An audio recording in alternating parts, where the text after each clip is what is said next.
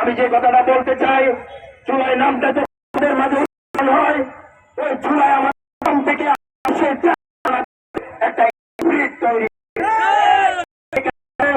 আমি সংগ্রাম থেকে চট্টগ্রাম যুব অধিকার পরিষদকে অভিবাদন জানাতে চাই এবং সাথে সাথে বলতে চাই, আমাদের যারা জুলাই যোদ্ধার থেকে শুরু করে হাবিব থেকে শুরু করে জুলাই যুদ্ধে সবাই পায়, সবাই আমাদের বন্ধু।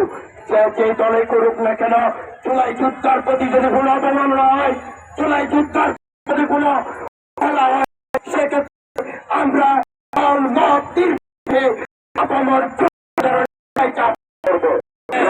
উপস্থিতি আমি আপনাদেরকে আজকের এই জুলাই পদযাত্রা থেকে আপনাদেরকে একটা বার্তা দিতে চাই। সেটা হচ্ছে জুলাই আমাদের স্মরণ করিয়ে দেওয়া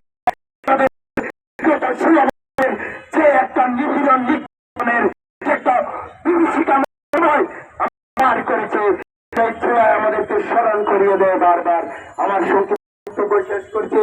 সর্বোপরি আপনাদেরকে আমি অনুরোধ করবো, জুলাই যোদ্ধা এবং এই জুলাইয়ের প্রতি